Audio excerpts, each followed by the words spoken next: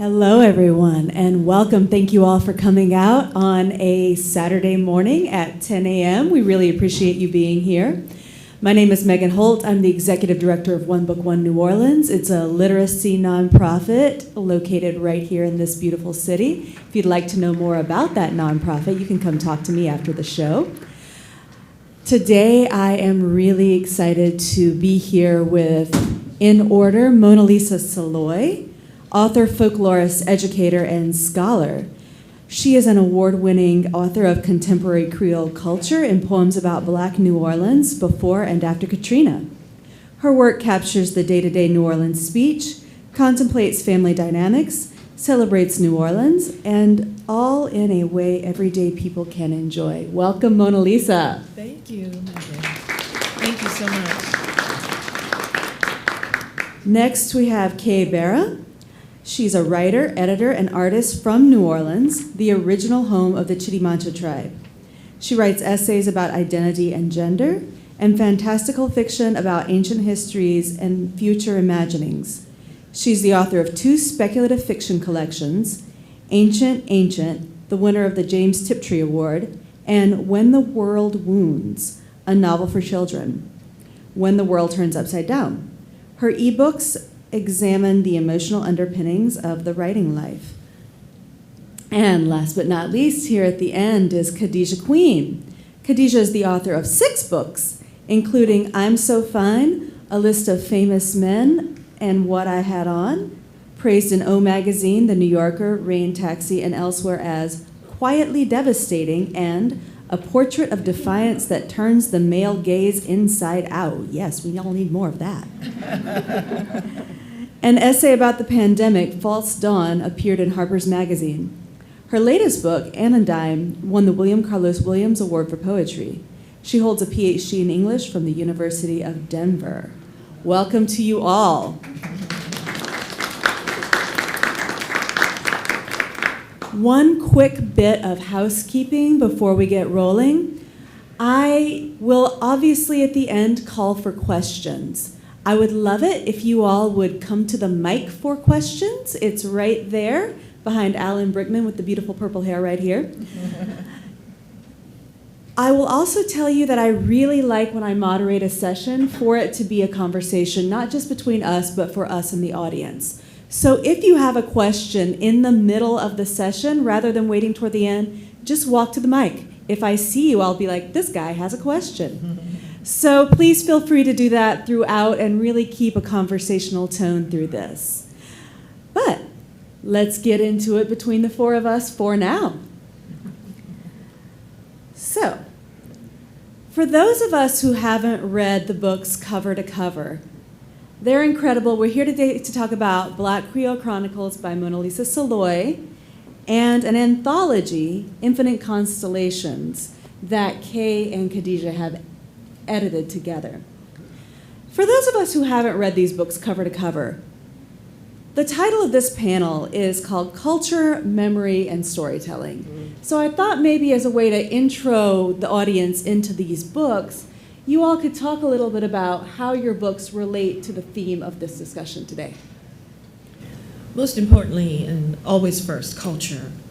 We are blessed in New Orleans to have centuries-old cultures from all over. They don't call us Caribbean North for nothing, but certainly in terms of Black Creoles here who are descendants of mixed enslaved Africans, we kept our Africanness. There were more of our ancestors sold from here than any other city in the country. And the dancing, the rhythms, the polyrhythms, the masking, the foodways. We have great food. The dancing and the music overall. Jazz is home here. So our traditions not only feed our neighborhoods and our communities, it feeds our spirits and our souls, and it brought us to here. So I try to honor all of that in this book, and our culture made our community and sustains it. So for me, that is my job, to honor it and to tell the best stories I can. I love the culture, that central role that culture plays in our lives, and that's really a component of the anthology. The subtitle is Anthology of Identity, Culture, and Speculative Conjunctions. And our goal in pulling together the collection was really to celebrate culture. And one thing that came along with it was memory in the storytelling, because a lot of family connections are part of culture. We have food in the book, a lot of the ties that bind us, nature.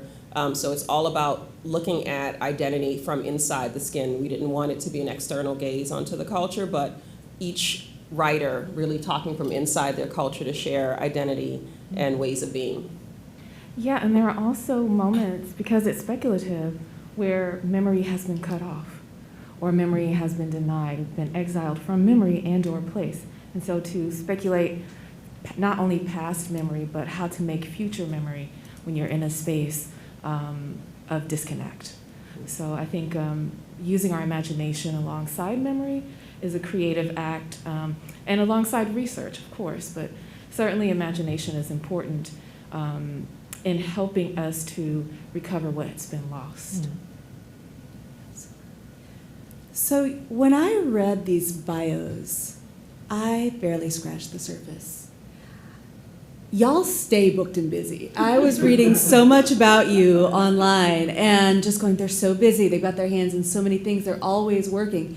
I know, for instance, you, Mona Lisa, dropped this book while teaching full-time at Dillard and serving as Louisiana Poet Laureate. And Louisiana Folklife Commissioner. Yes, because she doesn't have enough things to do. So with you staying so booked and so busy, why this book and why now? Thank you. That's an interesting question. So I was greatly honored to be the Poet Laureate of the state of Louisiana, our beloved home. And I went to places I didn't know existed prior. It was so interesting. And my first two books also deal with culture and traditions, and I try to honor that. And the first book, Red Beans and Rice to Yours, is Black Creole culture before the devastation of Hurricane Katrina. And it won, I'm honored to say, 2 national prizes and tied for 3rd. And the second book is our attempt at healing after Katrina, our reclaiming our community and our traditions. And that's Second Line Home. So here I am on the road reading all these things, and people are asking me, well, what's the deal with the Creoles? What's the deal with the Black Creoles? Because we have white Creoles too. I said, oh, that's a good story. So if Black Creoles are descendants of mixed enslaved Africans, and certainly Africans have been in the New World from day one with every explorer, and especially in Louisiana, our ancestors created a culture so beautiful and loving and creative that the white natives said, I'm native, I'm Creole too. So there's a whole cadre of white Creoles as well, but it's a whole different, although our former Louisiana governor, he said, I'll give you $1 million for any pure-blooded white Creole in Louisiana. So, Huey P. Long. So that was, but I kept trying to answer the questions, how it began, where does the story enter into the state or the culture and the traditions. And this book literally came out of that. Now, a few pieces were older. There's praise songs to people like Eddie Robinson, who was the winningest coach in college football at Southern University in Baton Rouge. There's one to Samuel Du Bois Cook, who was my first president at Dillard University. These were sterling men who contributed so much to the neighborhood, to Dillard, to Southern, to our culture. And then there's praise songs to my second grade teacher and to other who lived a long time, my neighbors who were Haitian descent and their culture and what they contributed, and other things. A poem dedicated to the Whitney.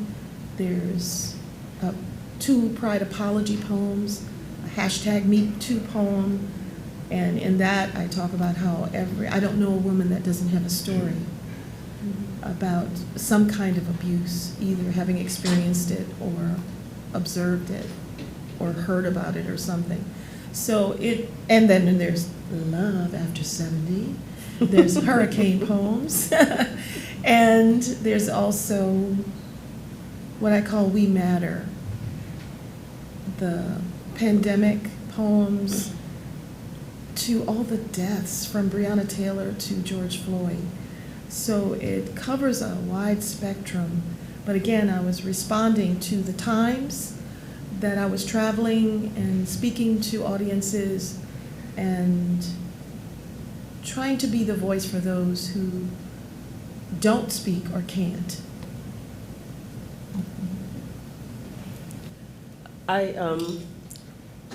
Khadijah could give more background on how we came to create this anthology, but recently there was a New York Times article talking about how Arab people, Middle Eastern people don't have something to check in the US in terms of their identity. And so questions of identity, I think, thankfully, are being exploded, opened. These conversations have been so narrow.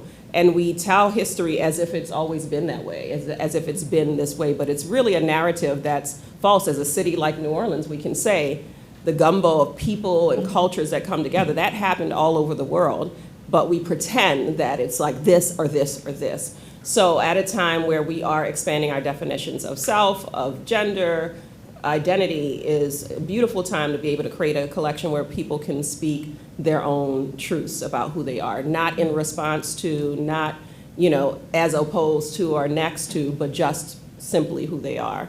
And so the authors in this book are of many different backgrounds. Some of them are, Black American, some of them are Egyptian and Mexican together, some of them are coming just from different backgrounds, cultures, and they bring that to the book, and it's an opportunity to expand that conversation about identity and for us to look at culture and look at ways of being as a human project, not as a you do things this way, we do things that way, because that doesn't exist. We all do things in different ways, and so the more we can open that conversation is the healthier that we'll be as a human race. So for me, in terms of the timeliness of it, it's definitely continuing a conversation that thankfully is coming to the fore, and that we hope that we will be able to sort of enrich the ways things are talked about in literature. I did follow the rules, but it doesn't look like I did. Khadijah? I forgot the original question. Why this book and why now? Oh, why not now? I think to go off of what y'all have been saying, we've got to get to know one another if we're going to have a relationship that means something real. And if we go around with the McDonald's information that we get from the news, we're not going to be nourished in any kind of way. So I think it takes an effort to spend time getting to know people who are not like you from around the world, and I think we're seeing that play out on a global stage with what's happening with this. The people of Palestine are being genocided. In Sudan, in Congo, there is a genocide. And because of what they look like or what we've been taught about people who look like them, we're allowing our tax dollars to be spent that way. And so it reverberates our lack of knowledge of one another, our lack of openness to learning about one another and ourselves.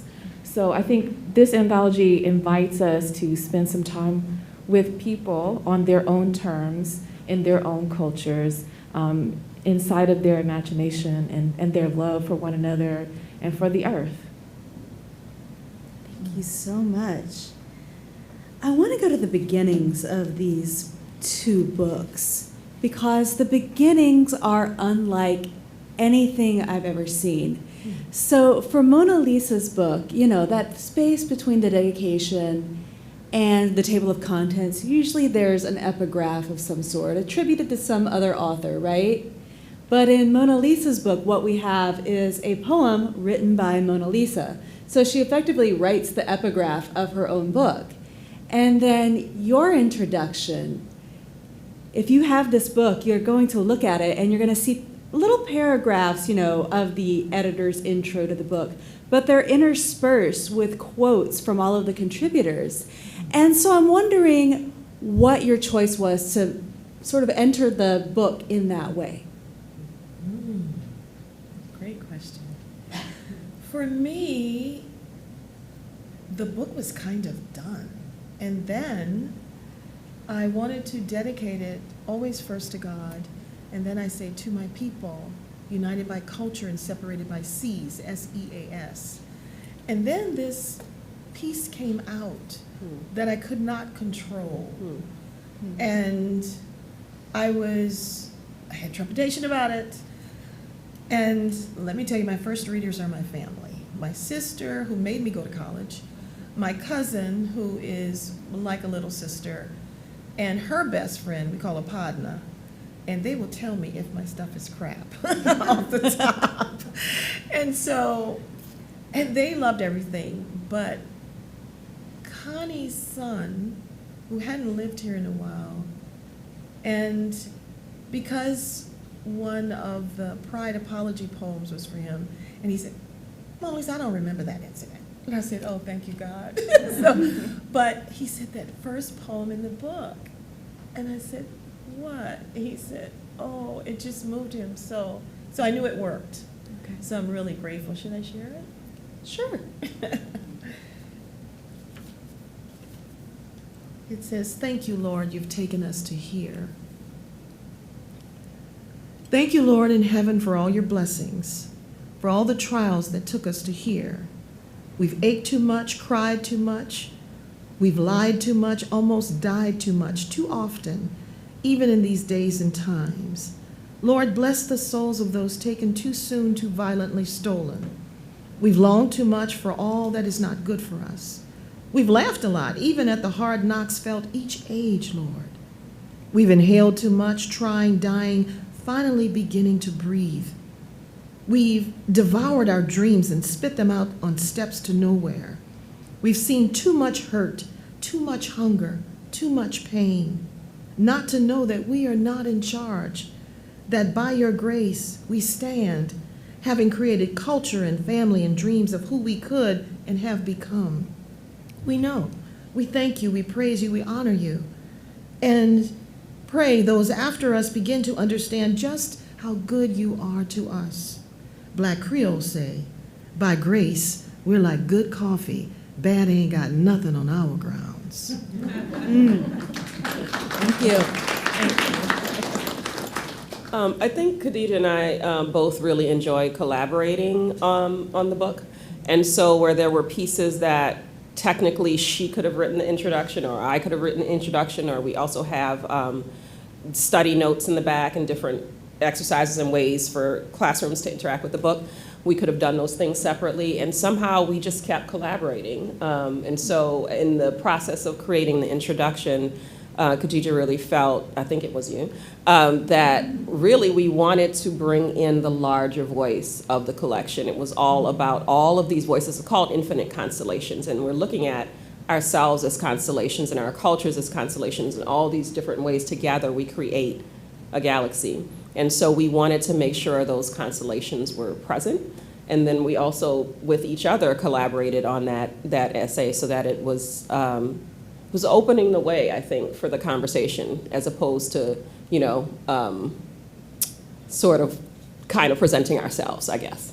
Yeah, we wanted to make sure it felt really cohesive and reflected the process that we were undergoing as we were collaborating on editing this anthology. And so there was a back and forth. There were her suggestions, my suggestions. I don't know who had that idea either. But it just felt like a natural thing to make sure we were weaving in their voices, and it wasn't just about us imposing our narrative on top of it, but we were kind of the stewards, if you will, for this beautiful work that organically came together in unexpected ways. Because at first we thought, okay, speculations, there's going to be outer space, there's going to be magic and ghosts, but the baseline is like human relationships. And speculating what that is like in different kind of fantastical, yet sometimes ordinary circumstances, like the everyday magic of our relationships to ourselves and to one another and to the earth. So it was very organic. Thank you so much. I want to read a little piece from their intro just to ground my next couple comments. So this is on, for anyone who has Infinite Constellations, it's on page 9, but little 9, IX. As children of musicians and writers, and as writers and artists ourselves, We know a jazz composition banks on a balance of expectation and surprise. Notes build on inspiration and improvisation via cool and skill. We know a painting blends color and line, texture and invented pattern to create a visual narrative.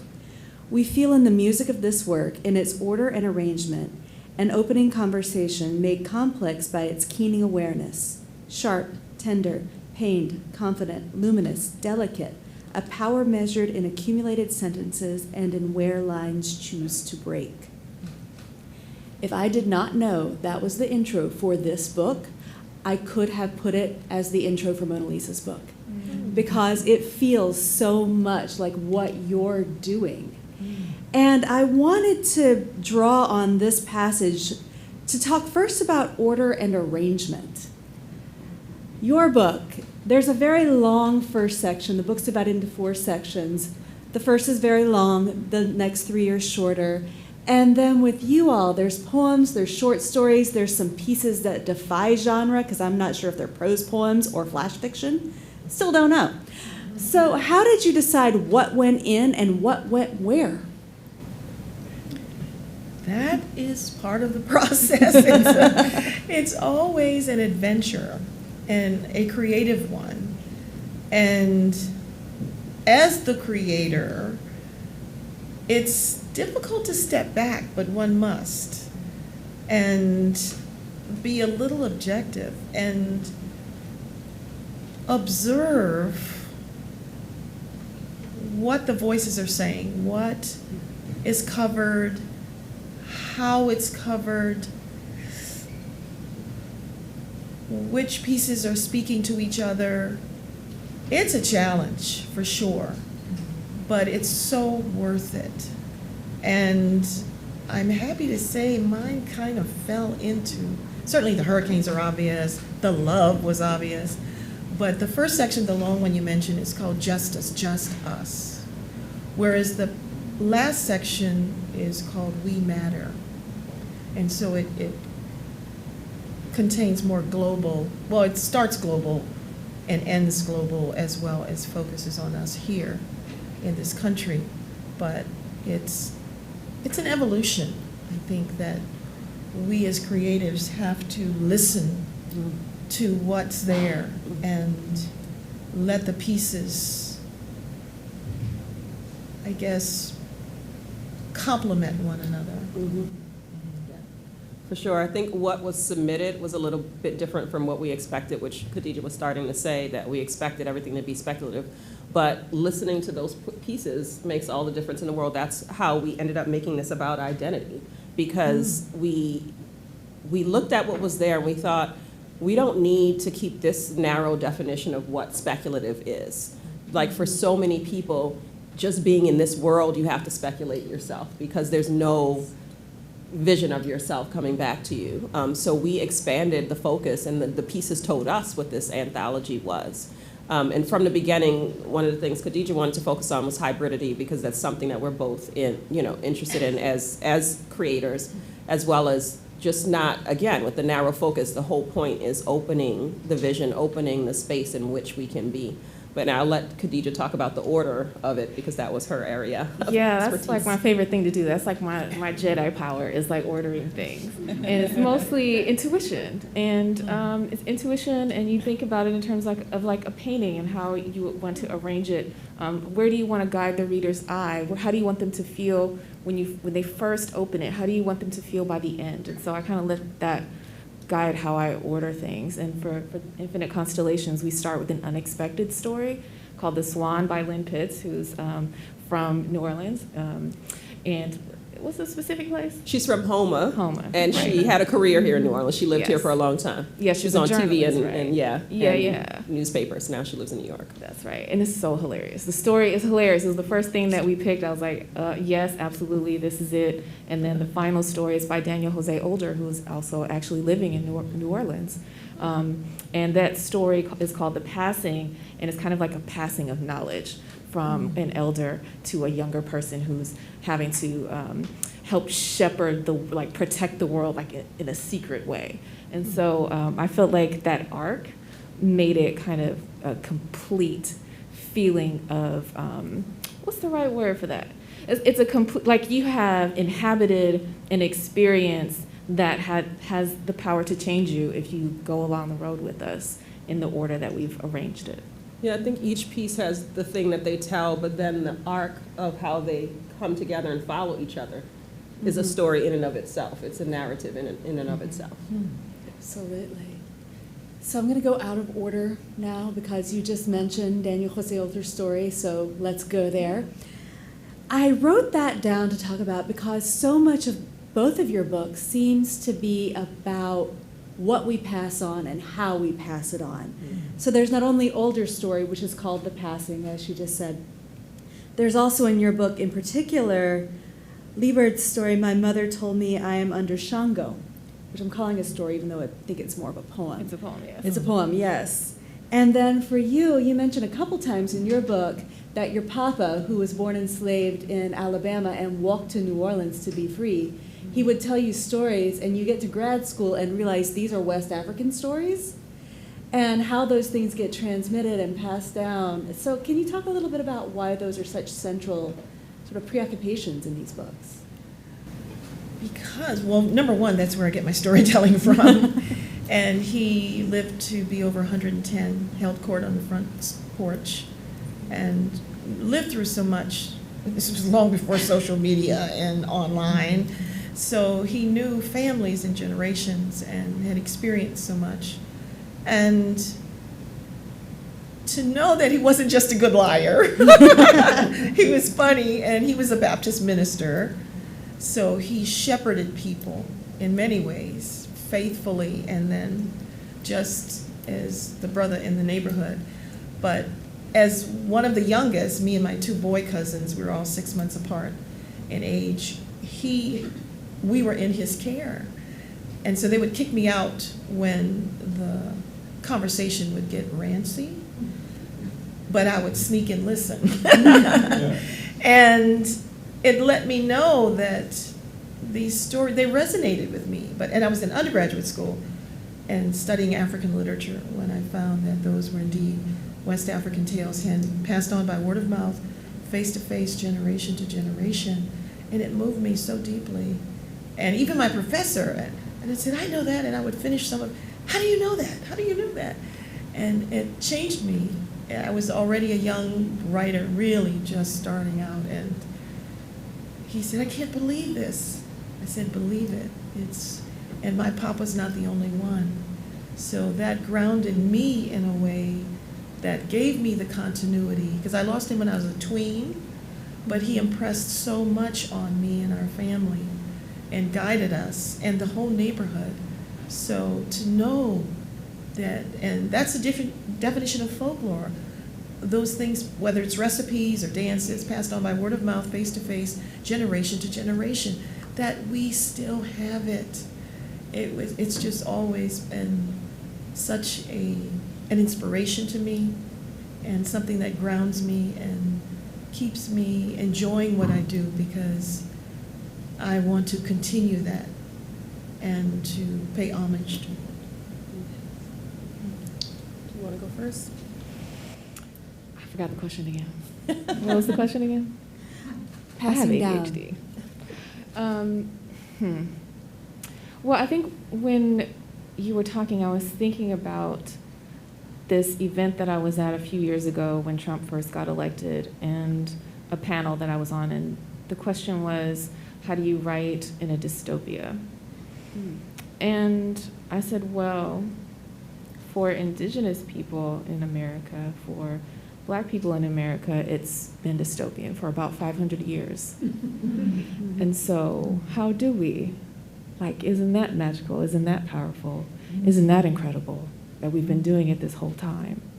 And so I think what's been passed down in memory is how to, I don't really particularly care for the word transcend, but how to move through intact in a time of shattering. It's funny, you mentioned walking to New Orleans, and if you're from here, you maybe know the song I'm walking to New Orleans. I can't sing, but I gotta listen to New Orleans. She can sing. Yes. And my grandfather walked from Donaldsonville to New Orleans. And so to move here, and I thought, it sounds like folklore, right? And the idea that you discover that all these stories that you thought were stories were folklore, but then also we're living folklore. We kind of think of it as something else, but I'm starting to understand that we're all storytelling. We're all living in storytelling. Like every person's life is a story that we're telling ourselves. We tell ourselves stories about what's happening around us. We tell ourselves stories in family, and it's all sort of how we navigate, the world. We had an event last night, and my mom asked us, "How did this book change you?" And I think just starting to think about the power of storytelling and shifting narratives and making space for new language and new understandings in stories is important work. It's someone to open your book or open, anybody's book and see something new, a new sort of combination of thoughts or feelings or approaches. It changes the stories that they tell themselves, and then changes the way they relate to the world, which then starts to change, the stories around them, And the value of that knowledge, right, outside of institutional knowledge, the value of that cultural memory passed down. Yes, we have to honor that, I think, for our own survival, for our own upliftment and well-being. And one of the things that I feel like both these books are also doing in terms of passing things down is the passing down of language. Mona Lisa, you have a glossary in the back of the book so that if people don't know certain terms used by Black Creoles, they will be able to figure it out. So you can talk your talk. Yeah, exactly. And I know in your book, there's one story in particular that really resonates with me, and that is digital medicine. And in this story, I'm not going to be a spoiler, I promise, but there is a character called Peg Sixkiller. And one of the things she does is she embroiders things from the Cherokee language onto pillows so that people don't forget the language. And I'm wondering why that was so important for you, Mona Lisa, to really put the language into your poetry, and for you all to include that story and others like it that touch on the transmission of language. Culture is tied to language. How we speak is how we see each other, how we feel one another, how we understand one another, how we pass on the knowledge. And in the transatlantic enslavement era, that was the first thing taken from our ancestors. Language stripped from family and community. So language binds us. And of course, it was as though we were new immigrants, because even as a child, of course, our parents didn't want us to know what they were talking about, so they spoke in Creole. And they wouldn't teach us because they wanted us to speak correct English and to intonate. And we didn't have to forget who we were, but they really, so what did we say? The bad words, the cuss words, the terms. So that's what resonates for me. So I wanted to share what I remembered. And we still use those terms. For example, it's not in the book, but if somebody has an upset stomach and they keep running to the throne, that's called having dérangement. So they got dérangement, they might have something else. So we still use those terms, but unfortunately that's all we have, a few terms, because we didn't know the whole language. So I always tell people from other cultures that I meet, don't lose your language, because it's your culture. And you deserve to have that. Don't let anybody steal who you are, because our identities are so tied to our language. So I'm thankful I still know some. And whenever I hear one, I write it down. So thank you for asking. My grandmother just passed, and as she got older, she started remembering more and more Creole words that she would say. I don't remember them, but the one obviously that we used a lot was envie. That you have an envie for something, and I'm studying French, and I'm like, oh, it's the actual French word. Creole comes from somewhere. Yeah. I think for the book, we do have quite a few Indigenous authors that we worked hard to make sure we included. And there's something about inviting readers to feel comfortable with encountering the illegible, rather than having a barrier because something is unfamiliar, but to be invited to be curious about what a particular word might mean. We certainly have Google. We can just look it up. And also we can try to hear it and read it in its own space where it's intended to be, as spoken, written by a person who speaks that language. So I think that was really important to us, and echoes glissant. I don't know if y'all know Edouard Glissant, with the illegible and unfamiliarity, and that being a barrier to human understanding. So a small thing maybe, but really important to me. And in the reviews, I think I don't know how you felt as you read them, but I felt people got it. They understood what it was that we were trying to do.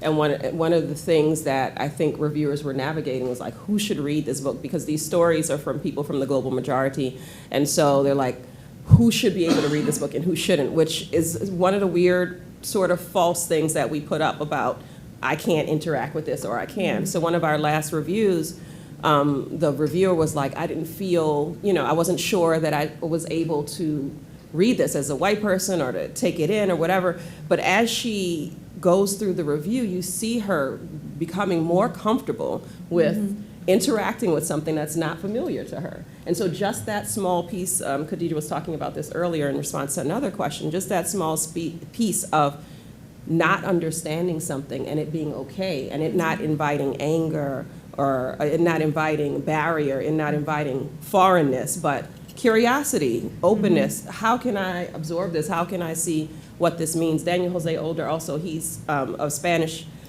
he speaks a Spanish-speaking person, and so he talks about putting language and lines in Spanish in his work and how angry it makes people because they want to understand the words, but that he feels that he should be able to use words that are natural to him, and for people to absorb it in the context of the story, and you get what it is in the context of the story, or if you want to Google, you can Google, but just the idea of being able to use sounds that are not natural to us, whoever the reader is, and to be able to take that as an invitation and an embrace of sort of all the possibilities of communication instead of, as a barrier or a stay out or I don't get it, Oh yeah, I was reading Solito recently, and he said using my Spanish as an act of resistance. He said that in one of the articles about it, and I feel like that's what you're saying as well, using our language as an act of resistance. It's an act of empowerment.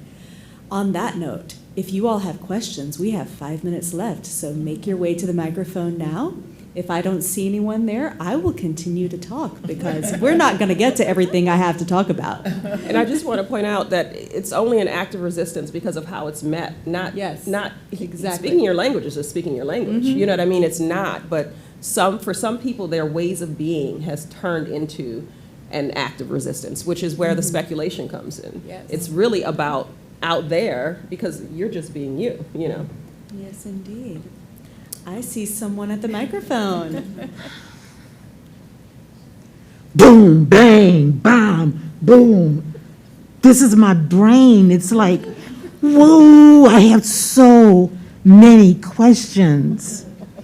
This session has been inspiring to me, and building on the session last night at Community Book Center. I'm getting more clear about the question that I asked. What did you learn in this process? And I know, Mona Lisa, you weren't there, but the same question goes, to you. It's like, whoa. That's my comment. And the question is, how did the book change you? What did it give you?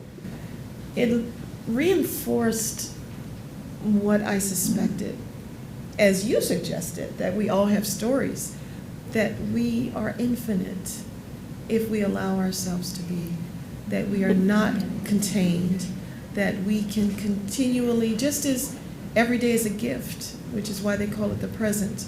So we have the opportunity to make new stories every day, but we also have to embrace the ones we've heard, lived, experienced, witnessed, and we are infinite, and it was so encouraging. It's beautiful. Thank you. I think I'm not from New Orleans. I'm from kind of all over the place. I grew up in LA, but my family left the South because of violence. You know, my grandmother's people are from a town called Autauguaville, which is in between Selma and Montgomery, and they had to leave on pain of death and go to Detroit, which is where I was born. So I think hearing those stories is like a deep part of me, and feeling like I'm not attached to a single place has been an interesting state to inhabit. But I think the infinite comes into play when trying to reconcile that, and the infinite possibility of where you can be within yourself as well as in the world if you don't have the same kind of roots that my fellow panelists have. Yeah, and I think I didn't think about it this way until I heard the question from my mother. But I do think even bringing your ideas to life expands your infinite possibilities, that you show yourself and others what's possible, and it becomes a broader space for you to inhabit. That's what we're trying to do in the book with the stories, that by us dropping these stories and people reading them, we're expanding the space of what you think is normal, culture, identity. We're expanding that conversation, but just by virtue of creating this project or writing a book or hosting a panel, that we are sort of expanding, you know, what's possible for ourselves and for others. Yeah. And number one, we're all human beings. So we're so much more alike than we are different. But culture, oh, that's the icing on the cake. So we have to share that so that we know more about one another. And each time I learn about a culture or a tradition, I'm enriched. So I can never get enough. Anybody else? All right, we have about a minute left. The one question I was dying to ask that I'm probably not going to get to in its fullness is about the music in both these texts. Her poetry is shot through with music, whether it's Casanova, whether it's Backwater Blues, A Love Supreme, you name it. I feel like I know Mona Lisa's turntable after reading this collection of poetry. And your book has so many pieces with music in it. My very favorite is by Sheree Renee Thomas. It's named after an album called From Senegal to Senatobia, and it's about the search for the rarest of rare records.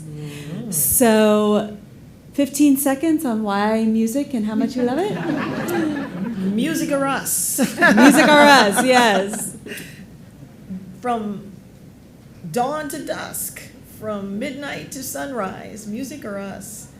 It's how we groove, how we live. It's the accompaniment of our life. It's our treasure. Yes. And that is a beautiful note to end on because we are at time. Thank you all for being here.